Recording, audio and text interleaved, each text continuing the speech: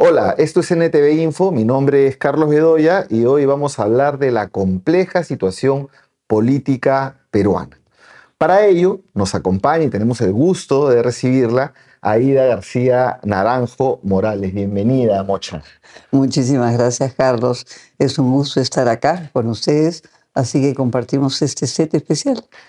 Antes de plantearte los temas, hemos organizado en tres temas o tres ejes para abordar esta situación política. Van a quedar cosas fuera, pero vamos a tratar de abordar el aspecto general. Voy a presentarte, ¿no? Aída García Naranjo es una política de izquierda con larga trayectoria que ha militado junto a cuadros muy importantes e históricos de la izquierda peruana, como el extinto Javier Díaz Canseco en el Partido Socialista. Ha sido ministra de la Mujer y Desarrollo Social, el antiguo Mindes. Ha sido embajadora en Uruguay, representante del Perú en ALADI, Mercosur, regidora de Lima, cuando fue alcalde Alfonso Barrantes, del 83 al 86, si no me equivoco. Ha tenido un trabajo amplísimo por los derechos humanos, en especial de las mujeres y de la clase trabajadora desde CEDAL, en la sociedad civil peruana y regional, con una larga trayectoria, ¿no? Y actualmente sigue muy activa en política, es una de las dirigentes más notables de Nuevo Perú, este partido político de izquierda peruana. Nuevamente, bienvenida, Mocha. Me olvidé de algo. Carlitos, querido, muchísimas gracias. Generosa tu presentación. Por supuesto que soy muy notable, será el peso, ¿ah? No, Pero te lo agradezco. Solamente quizás una corrección, ¿no? Fui regidora del periodo de Ricardo Belmont, Casinelli. Y con Barrantes, claro, del 89 en que soy electa, y fuimos hasta el 93, porque se amplió el periodo.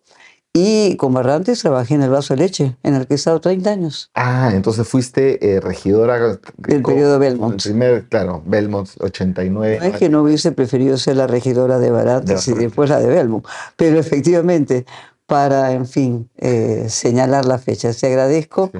Mucho más en un país en donde hay un bloqueo mediático, hay un cerco mediático contra las personas que venimos, efectivamente, de posiciones, digamos, diferenciadas del establishment mediático, ¿no?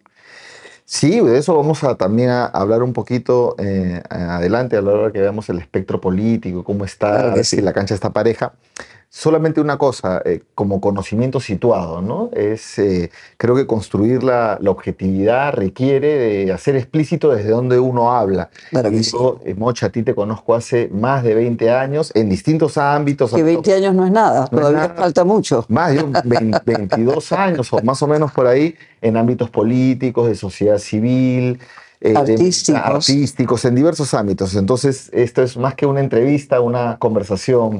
Gracias, siempre grata. Gracias. Bueno, arranquemos. Te propongo tres ejes. El primer eje, el pacto Boluarte-Congreso que nos gobierna. El segundo eje, el espectro político peruano, de la derecha hasta la izquierda, pasando por el centro, si lo podemos acomodar así, de cara a las elecciones de 2026, tomando en cuenta las elecciones generales, tomando en cuenta que estamos grabando 2 días antes de que venza el plazo para inscribir alianzas políticas. Y el tercer tema, que es de suma importancia, tiene que ver con América Latina y el Perú en el contexto de guerra continua, de avance de las ultraderechas en el mundo y de una crisis climática que ya preocupa y que ataca a todos los países por igual. Bueno, los del sur al más, todavía hay muchos más vulnerables. Entonces, ¿estás de acuerdo? Arrancamos. Totalmente de acuerdo. Te voy a proponer unas 40 horas. Vamos a ver si logramos hacer esto. Porque los temas son de gran amplitud y, por supuesto, encantada. Bien, bueno, entonces vamos a comenzar por este pacto que nos gobierna. Tú le has llamado la casta, que es estas familias, ¿no? Fujimori, Acuña, Luna, Cerrón, la gente de Somos Perú ahora también, Rafael López Aliaga.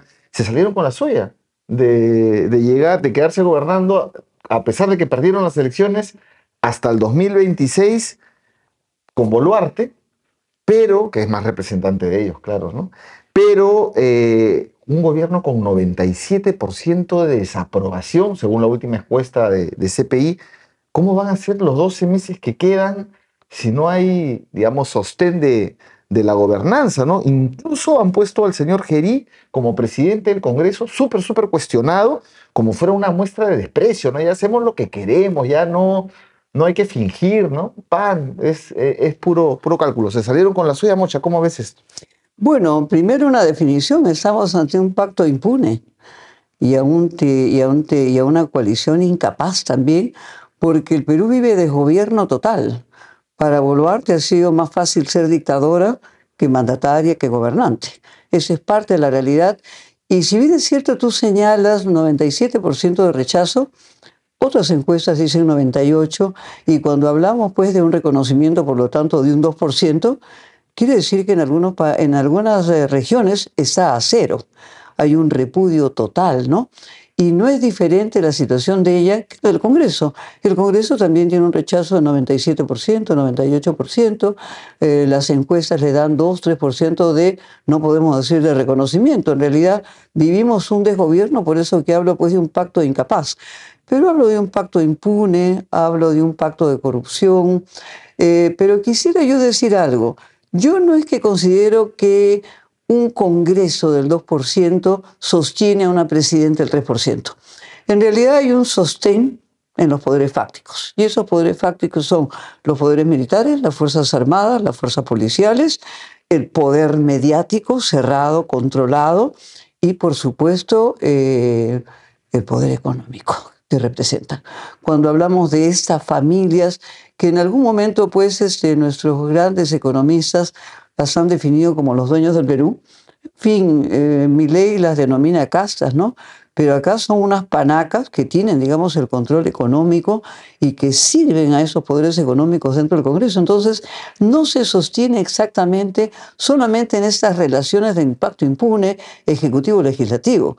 Se sostienen los poderes fácticos que no están dispuestos, digamos, a un proyecto de cambio. Es decir, Boluarte gobierna con y para los que perdieron las elecciones. Es decir, son tan corruptos que nos han robado el gobierno. Muchita, qué interesante lo que señalas, porque hay un punto, ¿no? En los países donde los gobiernos se apoyan en las Fuerzas Armadas, podemos citar varios, en la región también, no tienen 2% de aprobación, tienen mucho más, ¿no? Porque podrían decir también Venezuela, que tiene un gran apoyo de sus Fuerzas Armadas, bueno, pero también tiene un apoyo de sus bases, que no es el 2%, muchísimo más, ¿no? Que hace disputar elecciones. Igual en distintos casos de Nicaragua mismo, ¿no? Hay una serie de cuestionamientos, pero tiene una gran popularidad.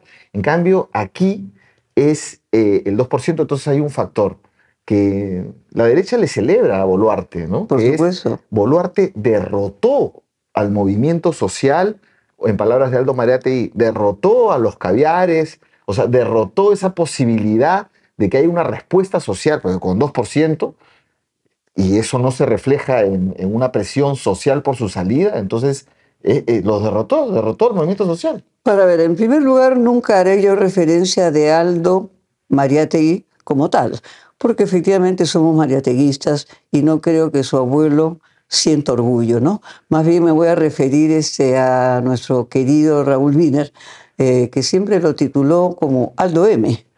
Ahí me quedo, en el límite de su caracterización.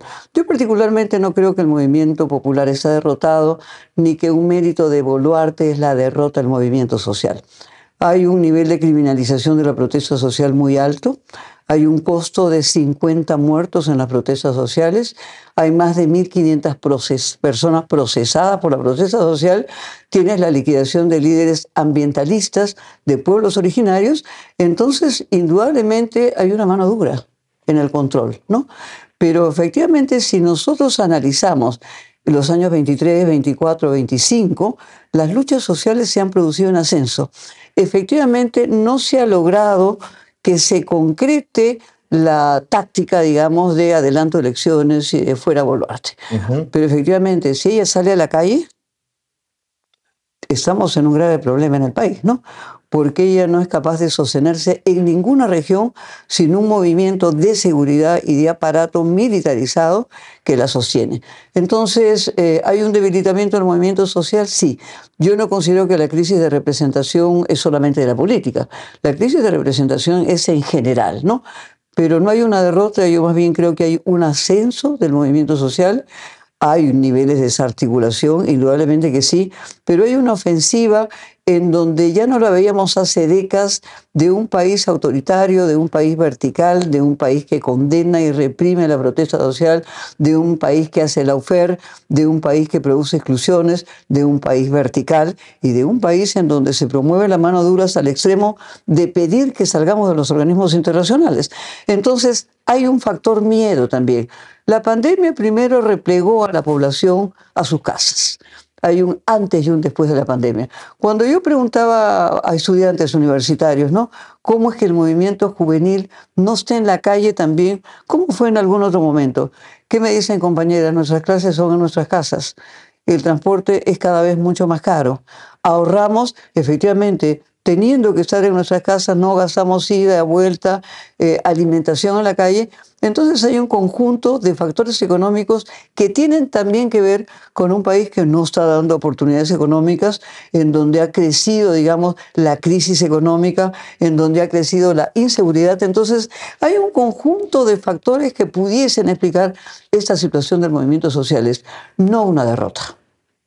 Me mantengo con el optimismo estratégico de los pueblos. Bueno, pero Mocha, entonces si está ahí ese movimiento social, si quieres, esperando, aguardando, que ha sido baleado efectivamente, yo me refiero a eso, cuando Dina Boluarte decidió enfrentar, ¿no? Parece como que si ella supiera, yo solo me mantengo metiendo bala y así entró, ¿no? Pero ahí está el 97% en contra, como tú dices, en muchas regiones el 100% en contra de esa prueba de Dina Boluarte. Eso se va a tener que expresar de algún modo, esa ira contenida se va a tener que expresar de algún modo. Y si no se está expresando en las calles, se va a expresar en las urnas. ¿Tú cómo ves? Bueno, yo creo que se va a expresar de dos maneras, como se ha expresado frente al mensaje. Creo que el mensaje más importante es el que ha dado la calle.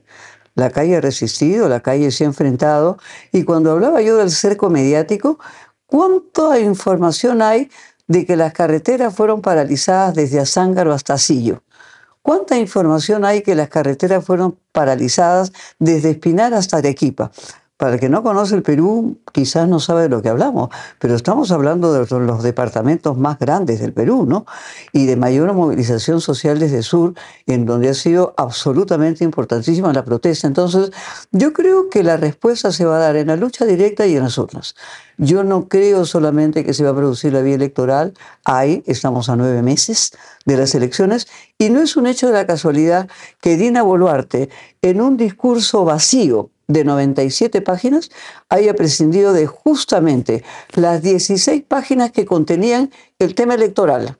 No estamos ante una casualidad, porque en ese país en que van a participar 44 partidos, se nos hace suponer que estamos pues en un ambiente democrático. Y en el país no hay fiesta democrática. En el país las calles lo que están gritando es que esta democracia no es democracia. Eso se va a mantener. Y por supuesto, la salida que buscamos es una salida dentro de la democracia, y por lo tanto sí iremos efectivamente a las urnas, que es una salida para nosotros importante y que es una salida en la que tenemos que persistir, pese a que no tenemos un proceso garantista, frente a que tenemos un proceso de exclusiones, frente a que tenemos un proceso desigual, en donde la derecha busca dos salidas, en el sentido de que lleguen a la segunda vuelta dos derechas a competir. No es nuestra salida, por supuesto. Pelearemos por una salida de cambio. Ahorita vamos a hablar de eso, porque la derecha está bien fragmentada, pero ahora que mencionabas el discurso, una parte del discurso ella, y no lo puedo dejar notar, y de conversarlo contigo, ella comienza a decir que como que ella ha salvado al Perú de ser Bolivia, de ser Venezuela, de ser Cuba. Y digamos, cuando ella estaba en campaña, y de donde viene ella, más bien ella planteaba la Asamblea Constituyente, ella planteaba, digamos, alianza con estos países, defendía a estos países, y era del grupo Hermandad, que es un grupo de políticos precisamente que vienen de partidos en esos países, donde está Evo Morales, está Rafael Correa, y ella el día que asume la presidencia de la República, después de esa cáscara de plátano que pisa Castillo, de ese golpe fallido y el más tonto de la historia, como golpe de Estado, y asume, ella habla con el Grupo Hermandad y da según informaciones que tengo, dice, yo no sabía nada y todavía quiere mantener digamos, el vínculo con estos políticos que ahora llama de Estado fallido a sus países. ¿Ha cambiado tanto ya? O sea, ¿se transformó completamente Dina o ya era así y solamente agarraba la bandera de izquierda por oportunismo? Qué interesante que me preguntes todas estas cosas, Carlos, que son tan importantes, de un discurso que ha sido un discurso muy malo, en donde tenemos que decir que de un Congreso que tiene 130 representantes, se quedaron en el hemiciclo un poquito más de 30 solamente. Protestaron en el hemiciclo también muchos. Embajadores se retiraron del hemiciclo, cosas que tampoco no comenta la prensa. Y en la calle, el grito a Dina Boluarte en todas las calles, porque ella recorrió el desfile militar, rodeada de militares, por supuesto, en donde recibió varias definiciones: traidora, corrupta y asesina. Y eso lo han dicho todos los medios de todos los colores políticos y, por supuesto, en la escena internacional. Y en relación a una presidenta fallida como es ella, hacer calificaciones de estados fallidos a nuestros países hermanos, a los que estamos buscando pues la unidad de América Latina y el Caribe, en una CELAC, en donde participa nuestra Cancillería, en una OEA en donde participa nuestro Estado, no corresponde. No corresponde a una presidenta fallida hacer esas calificaciones, porque en materia internacional, porque esos textos no estaban en el discurso. La presidenta tiene la obligación de presentar el discurso a los medios, a los congresistas, a la opinión pública. Todas esas frases de ruptura con los países efectivamente no estaban en el discurso, ¿no? Son irresponsables, son iniciativa de ella, son un guiño a Marco Rubio. Eso es lo que está haciendo ella, un guiño a Marco Rubio. Pero además tenemos que preguntarnos, efectivamente, tenemos que preguntarnos si es que no estamos criticando y condenando a estados que están asediados, más que definirlos de otra manera. Entonces es inaceptable porque ella nos aísla internacionalmente. Ella ha roto con México. Ella ha roto con Colombia, ella ha roto con Honduras, y efectivamente añadir esta polarización con 3 países más que son nuestros vecinos, que son miembros del Pacto Andino, del Acuerdo de Cartagena, de la Comunidad Andina de Naciones, por no seguir nombrando pues CELAC y la propia OEA, efectivamente es inaceptable.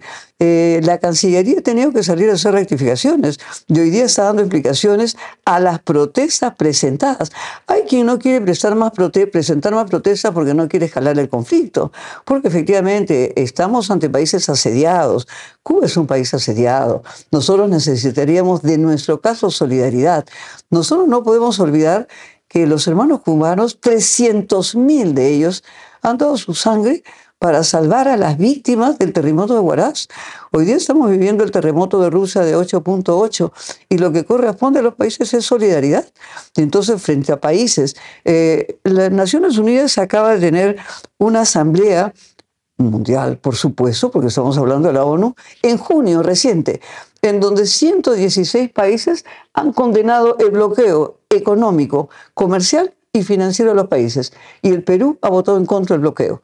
Entonces, no podemos reconocer que esa es la situación de países que no pueden tener el pleno desarrollo de sus capacidades. Nosotros no podemos tapar de que hay países que tienen afectación económica. ¿Cómo no? La sabemos, somos personas informadas. Y pregunto, ¿cómo está la población peruana? ¿Cómo está el crecimiento de la pobreza peruana que se incrementó de la manera más grave en ese periodo? ¿Cuántos son nuestros muertos por COVID?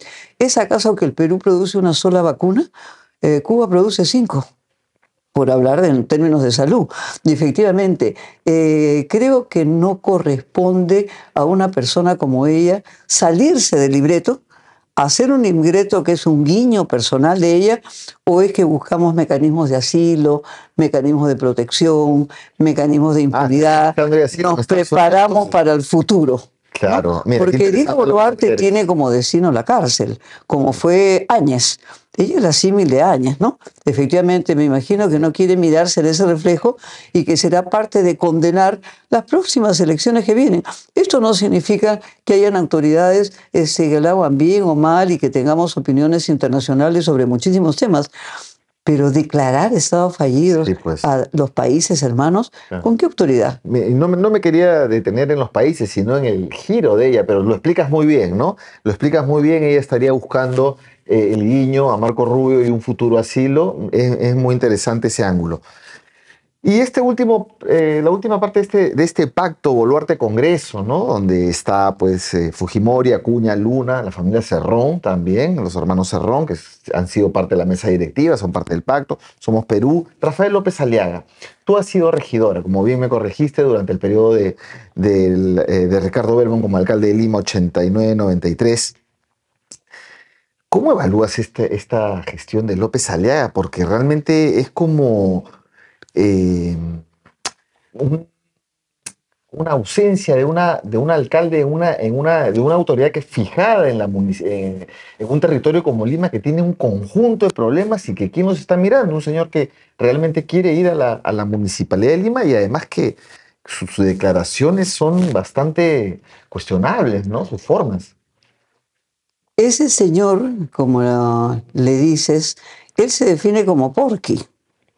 Todos sabemos que es Porky, ¿no? Porque hemos visto el muñequito y el muñequito, como chanchito, pretende hacerse más cercano a la población.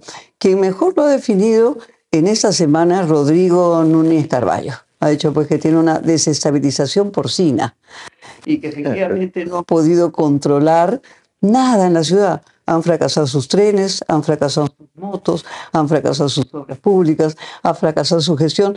Pero podemos decir, yo vengo, por supuesto, de la gestión metropolitana, está en la comisión de presupuesto, está en la comisión, no solamente pues en las comisiones sociales, está en la comisión de presupuesto público, está en el Instituto Metropolitano de Planificación, he sido directiva del Instituto Metropolitano de Planificación. Hay desgobierno en la ciudad. Acá no hay planificación en la ciudad. Y entonces todas las ofertas de la potencia mundial en realidad son sus propios problemas. Es una impotencia mundial lo que tenemos. Son parte de los propios problemas que tiene, digamos, Porky. Ha dejado ¿Qué podemos decir? Muy endeudado a Lima también. Por supuesto, deje endeudado a Lima para las 3 gestiones siguientes. Pero yo quería decir algo que me parece también relevante y que no debemos de olvidar. Porky gana la alcaldía de Lima con 18.5. Es el estándar más bajo de cualquier triunfo municipal de la gestión de Lima de los 200 años. Esa es la situación de Porky. Con esa cifra llega. ¿Por qué? Porque la situación de Lima tiene un régimen especial. A diferencia de todas las regiones que si no pasan el 30% tienen que hacer segunda vuelta, Lima no hace segunda vuelta. Lima no hace segunda vuelta. Y él empezó su gobierno con un 18.5% de una población que votó por él frente a otras alternativas que tampoco convencieron, pero que estuvieron ahí, que estuvieron con las justas. Parte de esa fragmentación política, ¿no? Parte de la fragmentación política, indudablemente que sí, pero digamos, está jalado. Porque al discurso se le han puesto nota y la mayoría de los medios de comunicación han descalificado a la presidenta fallida. Pero efectivamente, en el caso de Porky, está jalado también. Tiene nota desaprobatoria como gestión. Como persona tiene muchos problemas, ¿no? Pero como gestión está desaprobado. Bueno, y además busca su candidatura. Va a dejar Lima, ¿no? Bueno, ya la tiene dejada, en realidad. Cuando no se gobierna Lima es porque está dejada y su segundo se prepara. Renzo de Reyardo. Renzo Reyardo. Y efectivamente con la teoría de la mano dura, ¿no? La mano dura, digamos, en realidad es una agenda profundamente agresora desde los sectores más conservadores, porque esa mano dura implica salirse de los organismos internacionales, salirse de los fueros que pudiesen ayudar al Perú externamente, ¿no?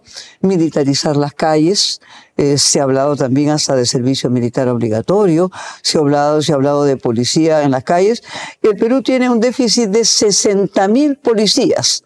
Han sido dados de baja 10.000.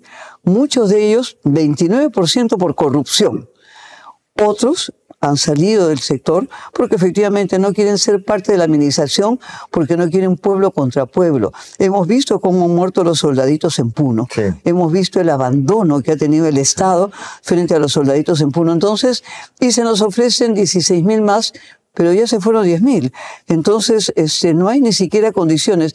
¿Y por qué no se leyó las 16 últimas páginas? No solamente porque esas 16 últimas páginas contenían dos temas centrales. El tema electoral, que quieres tú que lo veamos de manera separada, sí, pero el tema militar. Se le compraban para las Fuerzas Armadas 24 aviones de guerra en un país que tiene anemia, que tiene hambre, que tiene pobreza, en donde hay 20.000 colegios que no se han podido levantar aún, porque esa es la situación de crisis que tiene la educación peruana. ¿Y es que nos vamos a la guerra o es que nos sumamos al rearme mundial? Esa es la estrategia.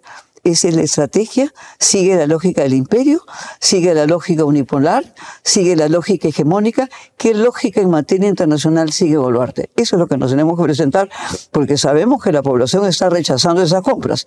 No es un hecho de la casualidad suspender dos temas tan importantes como el tema electoral, estando 9 meses, y el tema militar.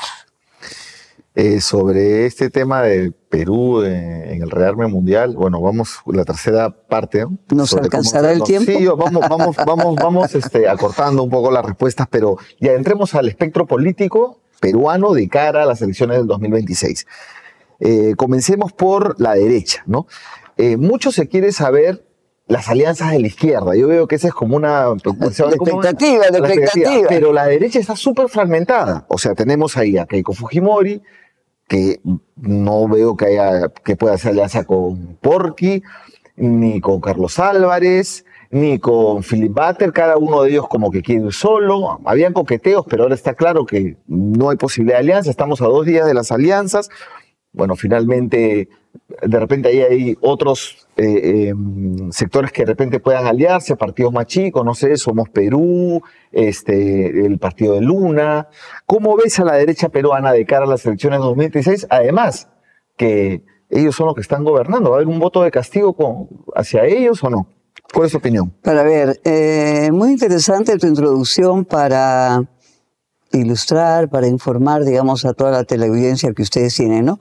Pero permíteme decir que el Perú es el centro mundial de atracción de la gran gastronomía y que siempre felicitaré pues a Maidó como el primer restaurante del mundo de este año. Pero a la gente le estamos dando sopa de letras en las elecciones. Pero tiene hambre y tiene anemia y no come. Pero le estamos ofreciendo sopa de letras con 44 partidos en donde la gente no sabe identificar por quién vota. Así como tú tienes la claridad de cuáles son los de izquierda, cuáles son los de centro, cuáles son los de la derecha. Los 44 no los conozco. Nos queda claro que hay sopa de letras en un momento de vaciamiento democrático. Hay instituciones que dicen que estamos en recesión democrática. Tesis que yo comparto, ¿no? Por supuesto, la debilidad democrática está en el mundo, además, ¿no? Camina una restauración conservadora. No es un tema exclusivamente del Perú. Por supuesto que tenemos una altísima fragmentación. Esa fragmentación es absolutamente peligrosa y por supuesto que tenemos los sectores más conservadores del país no logran canalizar la voluntad ciudadana, el atractivo ciudadano, y por eso tú nombras a esta cantidad de fuerzas que van a competir del lado de la derecha y la ultraderecha. Yo diría que de los 44 partidos, por lo menos 30 son partidos de derecha, pero que van a ayudar a la fragmentación, porque por lo menos 35 quedarán fuera de esos 44. Por lo menos 35 quedarán fuera. Es cierto que en política es mejor ser historiadora que adivina, así que eso lo veremos pues el 12 de abril del próximo año. Ahí sabremos el primer resultado electoral de la primera vuelta, ¿no? Y sabemos quién pasa y quién no pasa la valla. La mayoría de ellos no va a pasar la valla, pero eso ayudará, digamos, a que esta derecha y esta ultraderecha que está tan insignificante hoy en el Perú, y efectivamente que no sobrepase el dígito, se va a valer de todas estas fracturitas de 1, 2, 3, 4% que no pasarán para captarlas a la segunda vuelta en una lógica de que pasen dos derechas a la final. Esa es la lógica que tenemos que ¿De combatir. qué de esas dos derechas de aquí quién? Porque Bueno, es difícil saber de esas dos derechas. Efectivamente hay una derecha, una ultraderecha, no solamente a la derecha, ¿no? Y en esos momentos no han podido ni siquiera poder inscribir una sola alianza. Es cierto que ninguna alianza se ha inscrito porque la fecha vence el 2. Y estamos grabando en días anteriores y me parece magnífico que te adelantes a esos escenarios, ¿cómo no? Estamos 31 de julio. Efectivamente, van a disputar los que están en la institucionalidad formal, es decir, Fuerza Popular, por más de que se esconda hoy día detrás de Gerí, efectivamente es la primera fuerza orgánica del Congreso que ha producido reformas antiderechos, antigénero, de corrupción y de inmoralidad total y de impunidad. Efectivamente, es una de las fuerzas que puede seguir estando colocada porque la gente puede votar por los símbolos conocidos, ¿no? Y el alcalde de Lima, en la medida que ha empezado a hacer alguna obra pública que pudiese tener implicancia metropolitana en un país centralista, en donde hay 38% de la votación concentrada acá, pretende ser el candidato que pase a la segunda vuelta. Pero contra ellos dos están disputando dos outsiders, ¿no? Está de la derecha también, ¿no? Sí, o sea, Philip Butter y efectivamente Carlos Álvarez, ¿no? Humorista. Estamos efectivamente ante una jauría de lo que disputa ahí, ¿no? Así como tenemos a Porky, tenemos pues otros candidatos que en realidad son fachadas del mismo fujimorismo. Puede estar Quiabra también aquí, ¿no? Esta Quiabra, sí, esta Quiabra, pero en una alianza con el partido denominado en el Perú como el PPC, que fue el partido de la ultraderecha históricamente, durante todo el siglo. Es decir, si bien es cierto, hubo sectores a los que se les calificó de la derecha, el PPC fue la derecha de la derecha siempre, ¿no? Más allá, si Bedoya Reyes hizo una buena gestión municipal, en fin, la calificación en el espectro ideológico era la derecha de la derecha. Entonces, estamos ante una alianza de militares y fachos. Bueno, o sea, digamos militares y fachos, pero fragmentados, ¿no? Sí, fragmentados. ¿Quién va a por eso que te digo... Por ejemplo, de estos cuatro, ¿a quién va a apoyar? Bueno, ya cada cual está anunciando, digamos, hemos visto en el juicio de Keiko, porque lo vemos públicamente, hay audiencias que se transmiten, solo un banco le entregó 17,5 millones de dólares. Entonces, efectivamente, cuando yo digo Boluarte no se sostiene en el 2% del Congreso, se sostiene en los poderes fácticos, uno de esos poderes fácticos son los dueños del Perú. Bien, vamos al centro ahora. Ahí se perfilaba algo interesante hace unos meses, ¿no? Que era como el partido del señor Pechao, rector de la UNI, ahora Nación. Estaba ahí primero la gente, con la figura de Marisol Perestello como una expectante candidata presidencial. Está también Nuevo Perú, en una lógica de acercarse al centro, y también el Partido de los Trabajadores y Emprendedores, que es Patria Roja, con ese registro, que también se acercaba al centro. Parecía algo interesante en el centro. Luego hay unas movidas ahí, parece que tú lo sabes mejor que yo, porque has sido parte de estas conversaciones, la intención de agregar a otras fuerzas que yo les llamo del centro real también, ¿no? Del centro derecha, como el partido de Rafael Belaúnde, de Pedro Cateriano y tal, y eso vuela por los aires y ahora parece que solamente se queda el señor López Chao solo ahí, y cada uno también va por su lado. No hay la alianza con Rafael Belaúnde, con López Chao, ni con Cateriano. Al mismo tiempo no va, parece, con Nuevo Perú, y lo de primero la gente está en cuestión. Reventó el centro. Yo particularmente parto de una tesis en términos de estrategia electoral. Yo creo que la polarización se come el centro. Y eso hace que el centro se diluya. Eso ha pasado ahora, ¿no? Es mi interpretación. Por supuesto, salvo mejores opiniones, ¿no? Pero mi interpretación es que la polarización se come al centro y que los candidatos del centro más fuertes en realidad han sido excluidos de la competencia. Este país es excluido por diferentes mecanismos, digamos, de inhabilitaciones políticas al premier del Solar, ha excluido a Sagasti, el último de los presidentes de la gestión PPK, ha excluido, por supuesto, a Vizcarra, ha ido excluyendo, digamos, a diferentes sectores que representaban propiamente ese centro político. Eso está diluido. Eso ha hecho que se produzca una tendencia de un giro hacia la derecha de sectores de centro, porque efectivamente hay mucho impacto de las encuestas sobre la población.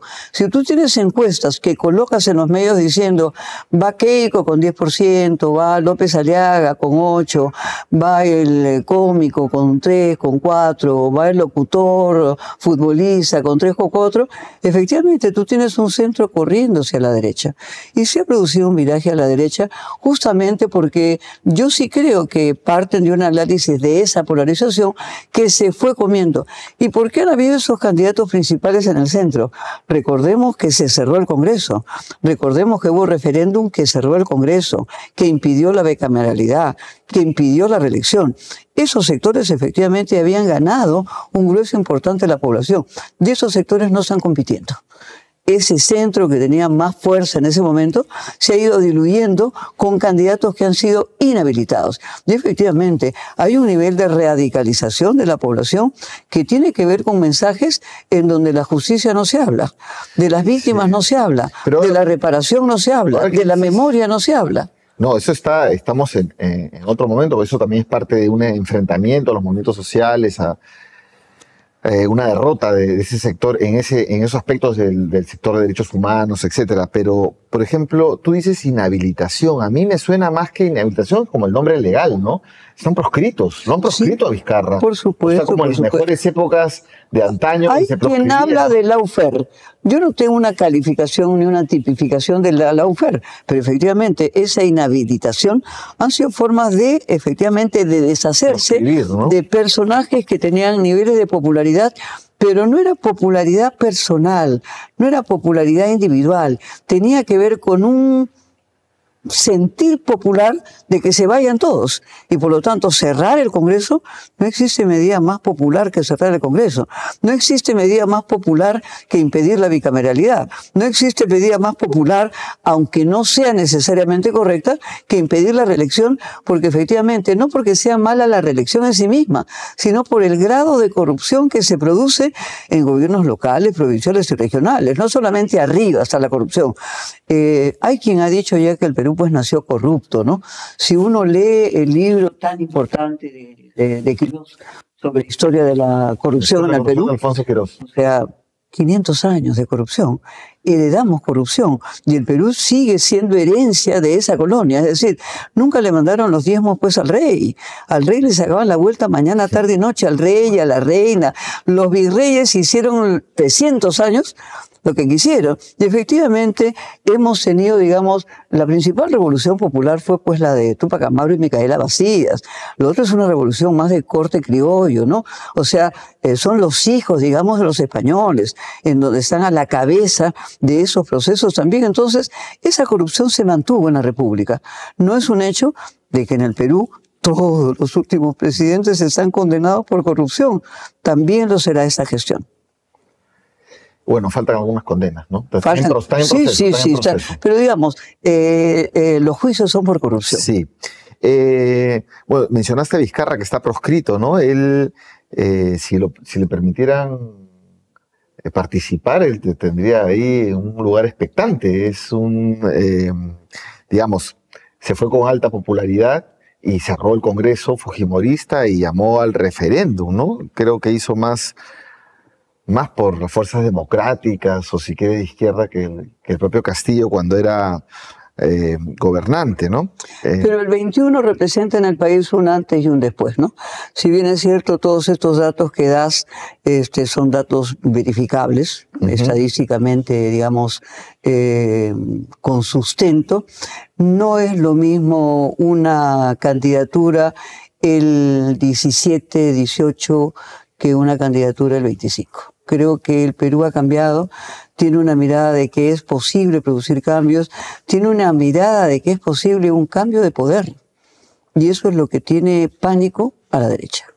Vamos a la izquierda.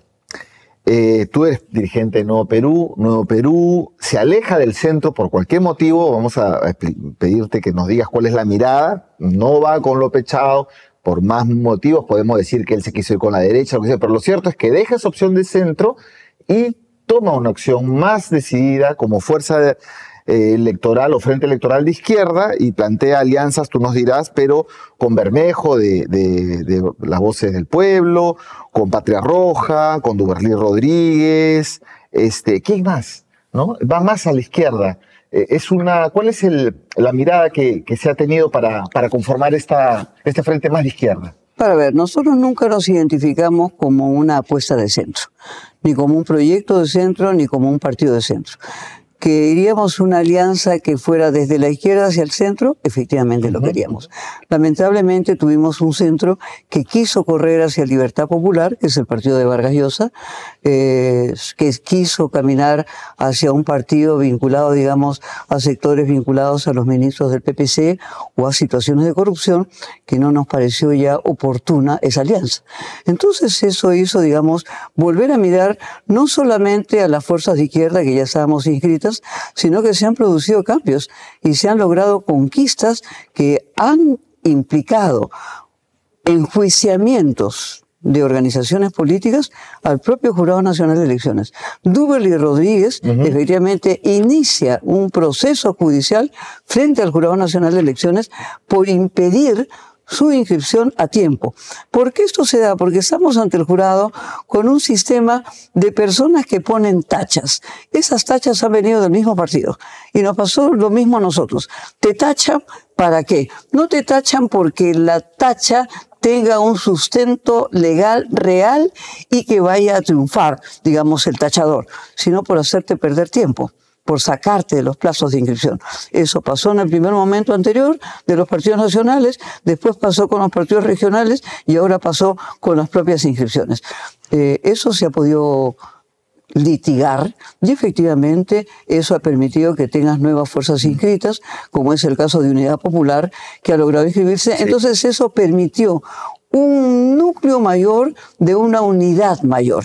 Y entonces hemos ido afirmando esa unidad mayor que representa sectores muy importantes. Representa los sectores ronderos, representa los sectores aymaras, representa sectores campesinos, porque hay un voto identitario muy importante. Hay un voto efectivamente que significa la necesidad de una reivindicación al país en su conjunto. Y es por eso efectivamente que nosotros nos hemos afirmado en un programa que ponga por delante las verdaderas reivindicaciones que tiene la población peruana. Ya, está bien. De ese bloque, que entiendo yo que no va con López Chao, porque López Chao quería ir, según me dices, con fuerzas más de derecha, digamos, bueno, de repente han podido conversar más. No López Chao, sí Bermejo. De ahí los candidatos posibles de todas las figuras que están, yo veo dos, ¿no? Que es el señor Bermejo, Guillermo Bermejo, del partido actual congresista y de Voces del Pueblo, y por otro lado se ha anunciado una candidatura expectante, digamos la más expectante, porque también el PTE tiene sus figuras y tal, pero veo como que Alanoca, Vicente Alanoca, Arecutipa, me parece, y Guillermo Bermejo de otro lado son como de esas fuerzas candidaturas que están, digamos, ahí. Incluso hasta Philip Butters ha señalado, yo voy a segunda vuelta con Butters Alanoca, sí. Él ha dicho. Está claro, Butters. Sí, bueno, a Butters lo conocemos todos, a Alanoca de repente todavía lo conocen en su comunidad y ya se está haciendo conocido porque está como uno de los precandidatos de Nuevo Perú. Creo que está haciendo un favor que le ha hecho Philip Butters, ha escogido su candidato o está haciendo un ensayo de eso. Entonces, a ver, ¿no era un poquito mejor también tomar la Ahora Nación? Quizás porque estás viendo solo esos candidatos. ¿Por qué estamos descartando que el presidente del Poder Judicial, Duberlí Rodríguez, sea candidato a la presidencia? ¿Por qué estamos descartando que el rector de la Universidad de Trujillo, dentro del PTE, sea candidato a la presidencia? ¿Cómo se llama el rector? Vázquez Boyer. Ya no digamos porque, bueno, sí, Duberlí es conocido, ha sido presidente de la Corte Suprema del Perú. Es decir, este espacio va a tener varias candidaturas. Ya. Y entonces no podemos reducir sus candidaturas a dos. Y por supuesto, partimos nosotros de que no queremos alianzas con candidatos naturales. Queremos alianzas que partan de la democracia de base. Y que eso implique efectivamente que tenga candidaturas múltiples que haya unidad en esa diversidad en base a un acuerdo programático y que efectivamente la población elija. Pero además de ello, no podemos reducir a esto porque nosotros estamos buscando un pacto político, social y ciudadano. Para explicarlo más claramente, en esa alianza que tú miras también van a haber partidos no inscritos que están en su fase final de inscripción. Tierra Verde. ¿Qué era lo que era Tierra y Libertad? No. No. Tierra y Libertad está con nosotros, está dentro de Nuevo Perú, porque de las primeras recomposiciones políticas que se dieron dentro de Nuevo Perú, una prioridad, por supuesto, fue Tierra y Libertad, ¿no?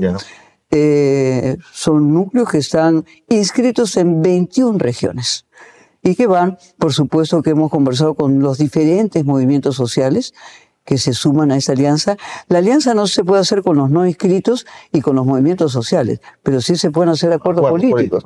Así que daremos la sorpresa no solamente de alianzas de inscritos, sino alianzas de inscritos, de no inscritos, y por supuesto que invitamos a ciudadanos de bien, a ciudadanos que tienen prestigio en nuestro país, a que sean parte de un espacio que recupere la esperanza, que recupere la moralidad, porque nosotros necesitamos regeneración moral. No solamente necesitamos política formal, necesitamos regeneración moral en ese país. Entonces, yo creo que se va a producir expectativas. Estamos todavía en un proceso en donde pueden haber designados, porque efectivamente, aunque tú no milites en una organización, puedes ser designado en una organización. Y por eso que confiamos de manera importante en los acuerdos políticos y no solo en las alianzas electorales, y en los acuerdos sociales. Pero tú cuando dijiste no con candidatos naturales, y ahí como que me parecía que como que el señor López Chávez era un candidato natural, pero digamos y que hay que tener candidatos de las bases.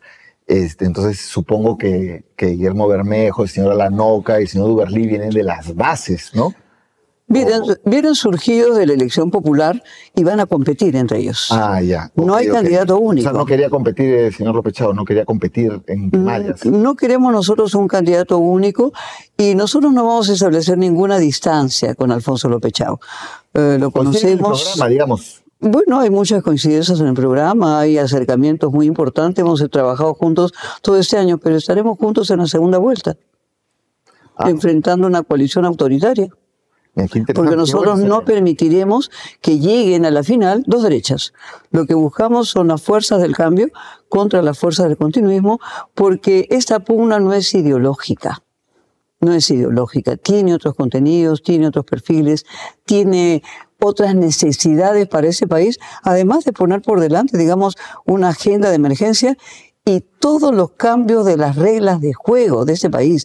Debemos de recordar que Dina Boluarte llamaba a la Asamblea Constituyente y que la mayoría de los candidatos del 21 llamaban al cambio de constitución. Podemos verificar eso en candidatura tras candidatura. ¿Por qué? Porque se necesita un cambio estructural en el Perú. El Perú no necesita cambio de maquillaje. No se va a ganar nada con el cambio de un presidente dentro de 9 meses. La profundidad de la crisis es enorme.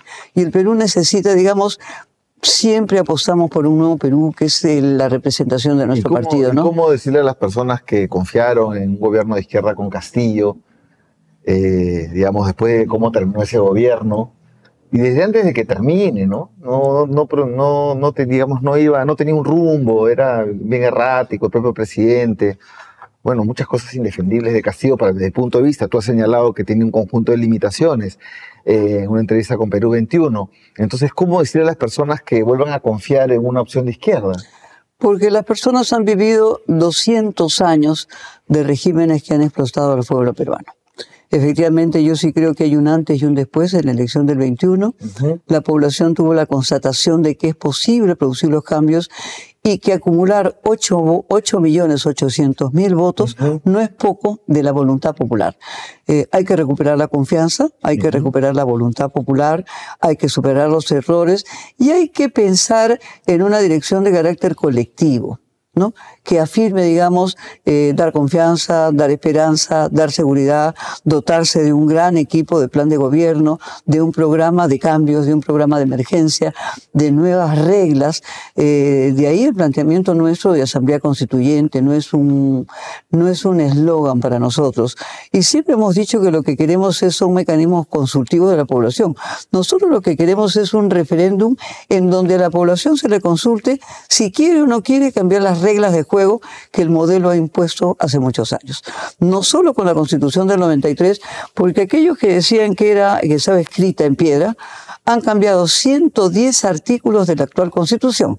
No estamos ni siquiera discutiendo la Constitución del 93, pues sino la del 23 al 20. La piedra son 4 artículos, ¿no? El 60, 62, 66 y uno más, que es el BCR, que eso es piedra, ¿no? La subsidiariedad por eso, estatal, para ellos, es la piedra. Pero han cambiado pues 110 artículos justamente porque no quieren cambiar el fondo.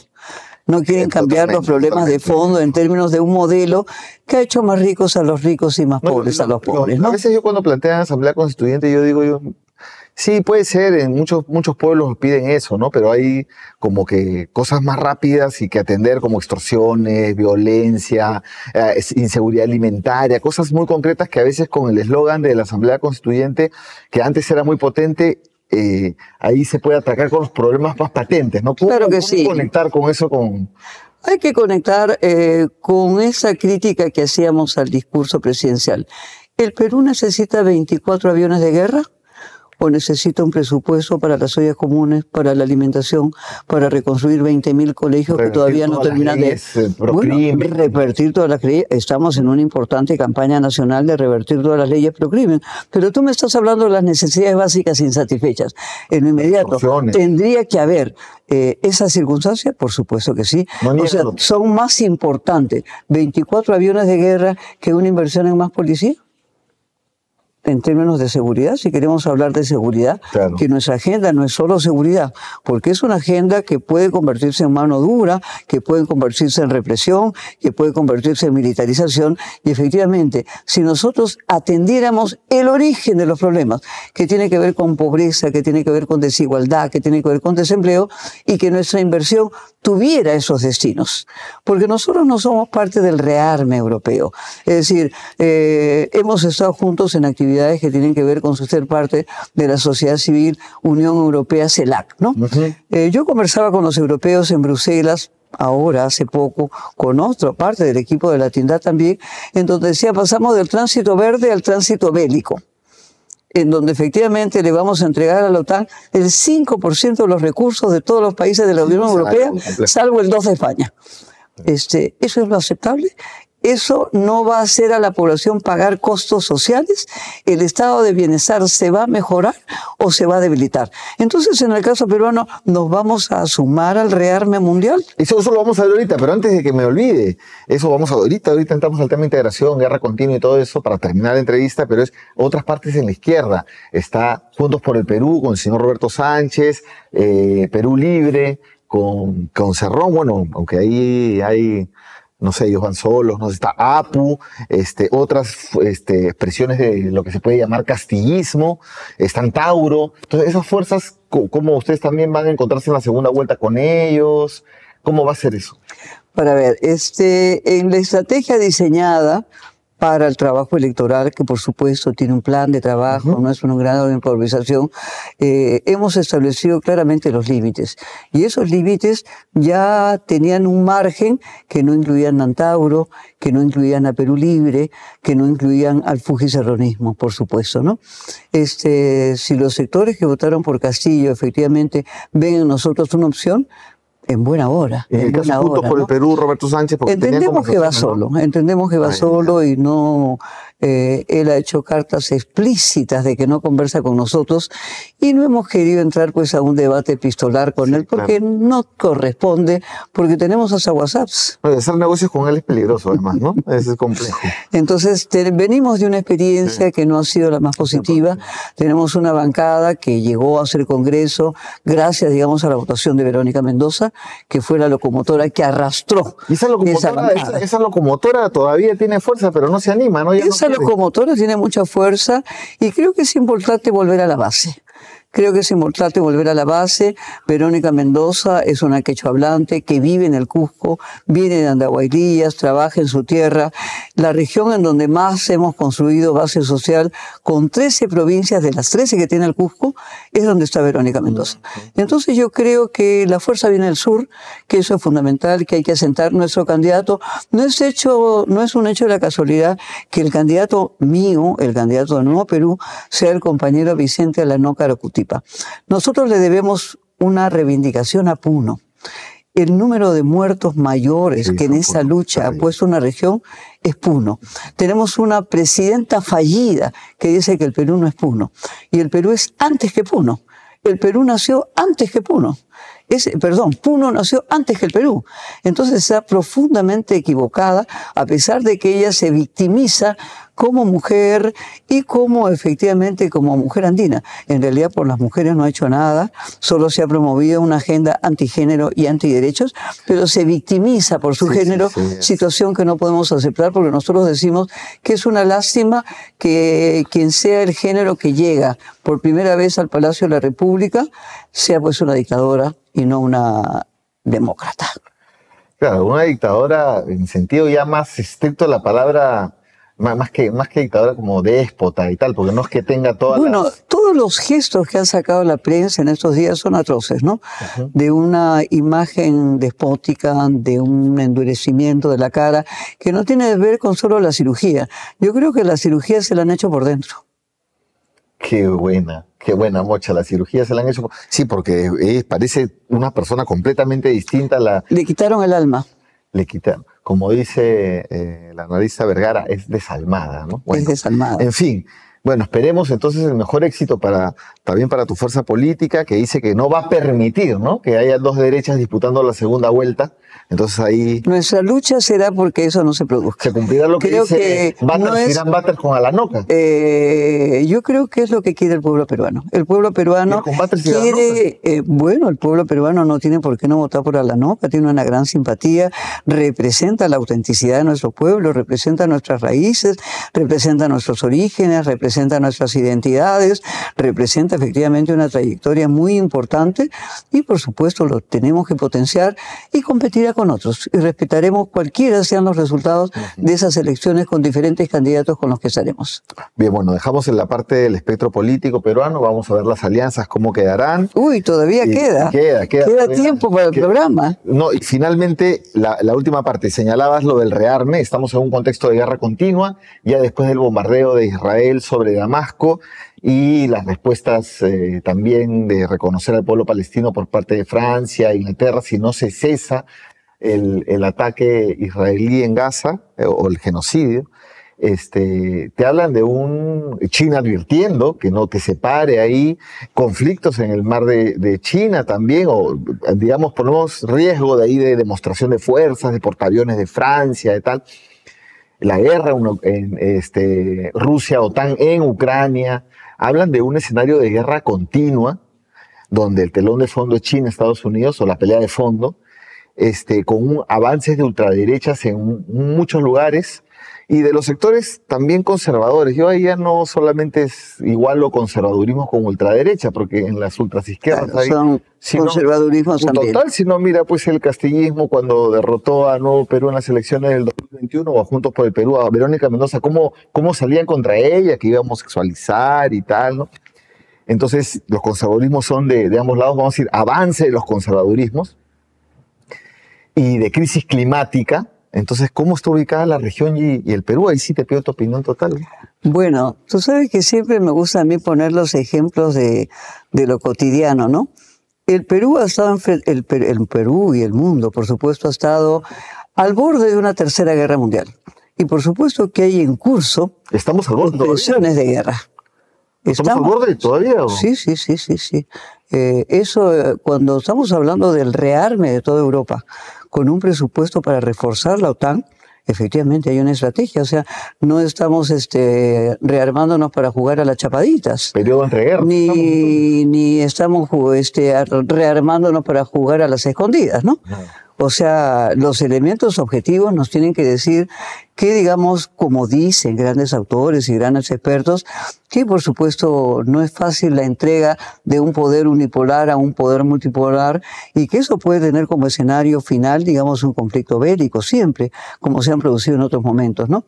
Pero lo que iba era que, si bien es cierto, hace mucho tiempo se anunciaba la posibilidad de un invierno nuclear, y no se descarta, digamos, una escalada de guerra, que hay países de los más importantes del sur global que no la han querido escalar. El Perú discutía el Mundial de Fútbol. El Mundial de Fútbol discutía el Perú. El Interligas, que si le ganamos a Boca Junior, y el mundo efectivamente podría haber entrado en un invierno nuclear. Tenemos una presidenta fallida que no es capaz de solidarizarse con Gaza, que no es capaz de pedir alto a la guerra, que no es capaz de sumarse a las voces de CELAC pidiendo, nosotros hemos acordado un acuerdo de paz, de hacer de América Latina y el Caribe un territorio libre de guerras, y sin embargo estamos haciendo declaraciones y nosotros mandando qué países son fallidos y qué países no son fallidos, como si su gobierno no fuera fallido. Entonces yo particularmente creo que primero el Perú debiera de tener una posición no alineada, de enfrentar efectivamente de manera responsable, digamos, esta escalada de guerra, oponerse a la escalada de guerra, defender, por supuesto, Gaza, seguirse sumando a las voces humanitarias y entender que después de 80 años de haber derrotado al fascismo, al nazifascismo, no podemos seguir promoviendo el autoritarismo en el mundo, ni el avance conservador, ni esa restauración conservadora que se está dando más en Europa, no sin peso también en América Latina. Pero las proporciones son diferentes. Acá ha habido un nivel de resistencia muy importante con la primera ola progresista, la segunda ola progresista, que si bien es cierto, no han sido iguales, efectivamente expresan triunfos populares que se han ganado en las urnas de manera significativa. Como un aliento democratizador, ¿no? América Latina sigue teniendo un aliento importante democratizador, que es el que tenemos que fortalecer. Yo soy de las que quiero que América Latina y el Caribe sean un polo regional en un mundo multipolar y que necesitamos repensar la multipolaridad, que tendremos que ser no alineados y que tenemos que revivir, digamos, esas diferentes experiencias que el mundo ha tenido de fortalecer, digamos, el sur global, ¿no? Yo creo que hay un declive de Occidente. Claro, pero Perú dices no alineados, pero acabamos de inaugurar el puerto de Chancay, que tiene un calado, que eso puede ser base militar china. Sí, o sea, pero tenemos también muchas bases militares americanas. Claro, en Galápagos se pone, entonces... Bueno, pero digamos, acá cerquita, porque se les pretenden dar... alineado, digamos, es difícil, en Piura, ¿no? Y en Moquegua y en Corio. Por eso te digo, con no alineados estamos... Bueno, yo particularmente creo que el Perú va a ser un foco central de la geopolítica de América Latina y el Caribe. El Chancay es un hub muy importante para toda la región, en donde la mercancía y efectivamente el comercio internacional de Ecuador, de Colombia, de Brasil, de Bolivia, principalmente, y de Argentina, van a salir por el Perú. Okay. Y eso va a implicar una inversión en infraestructura, en reactivación. Efectivamente, esperemos que sea con respeto al medio ambiente, a la ecología, a los pueblos originarios. ¿Cómo no? Estaremos en esa lucha, por supuesto. Por supuesto. Pero digamos, nuestro país efectivamente tiene que dar la bienvenida a todo aquello que implique bienestar de nuestra población. Sí, ese es un poco complejo porque sin América Latina se dice no hay imperio norteamericano, ¿no? Entonces, ser un actor regional en un mundo multipolar tiene algunos obstáculos, ¿no? Sí, tiene algunos obstáculos, pero también hay autores importantes que dicen que hacia donde va Brasil va América. También se dice eso, ¿no? Entonces, efectivamente, estamos ante la potencia de los BRICS, que es una nueva oportunidad también para América Latina, no solo para Brasil. ¿Deberíamos mirar más los BRICS como Perú? Deberíamos de mirar más los BRICS, por supuesto que sí. Deberíamos mirar nuevos bancos de desarrollo. Nosotros tenemos una gran aliada ahí, que es Dilma Rousseff, que es una mujer de talla mundial, ¿no? Dilma. A quien aprecio y admiro mucho, como una mujer con una gran capacidad de mirada mundial. no de mirada local, ¿no? Y efectivamente, ¿se necesitan recursos para el desarrollo? Claro que sí. ¿Se necesita inversión económica? Claro que sí. ¿Se necesita reactivación de la economía? Claro que sí. Cuando hemos hablado, digamos, del tema constitucional, no nos olvidamos de que se requiere un plan de emergencia. Y cuando yo decía que en el plan de emergencia yo quiero que se paren las 20.000 escuelas que no se paran, a nosotros se nos ofreció desde el gobierno de Kuczynski que el 50% de la población informal iba a pasar a niveles de formalización. Vamos a cumplir 10 años esperando eso. Se acaba de volver a ofrecer en el mensaje. Se acaba de ofrecer. Entonces, ¿por qué invertimos en 24 aviones de guerra? ¿Qué guerra va a ganar el Perú? ¿Qué guerra va a ganar el Perú? Eso es lamentable cuando tenemos tantas necesidades. Si queremos, como nos dicen muchas veces la prensa, atiendan, digamos, problemas inmediatos. ¿No tendríamos recursos gigantescos para atender problemas inmediatos? Yo creo que sí. Tenemos una población masivamente desabastecida de agua, servicios, los colegios no tienen servicios higiénicos. Creemos que el número de muertos por COVID ¿es una casualidad o es un problema estructural en el país? Dina tiene un récord de dengue que ha batido el Perú también. Un récord de dengue. Estamos nuevamente con malaria. Enfermedades pues, que habían sido descartadas en el país, efectivamente hoy día nuevamente están en el centro. Por supuesto que en todos este plan... Los que toca están como que son súper importantes, están fuera de la agenda de debate político. Está todo, más bien ahí ahorita estamos viendo todos cómo, a ver quién va en la lista de quién, que mis mismas preguntas han ido en ese sentido. Por eso que te decía que la agenda va más allá de las elecciones, ¿no? Y que el movimiento social, que el movimiento popular, que la ciudadanía va a seguir haciendo esas reivindicaciones. Lamentablemente no hay una fuerza contestataria que haya podido derrotar a este Congreso y a este gobierno, ¿no? Pero eso se va a producir. No tengamos la más mínima duda de que eso se va a producir. Bien, muchas gracias, Mochita. Me he venido de verde para mostrarme de color esperanza, pero será lo último que pierda. Muy bien. Te agradezco mucho a ti, Carlos, por esta conversación. Y bueno, con ustedes, amigos, amigas, será hasta la próxima entrevista aquí en NTV. No solamente mil gracias, mil cariños también.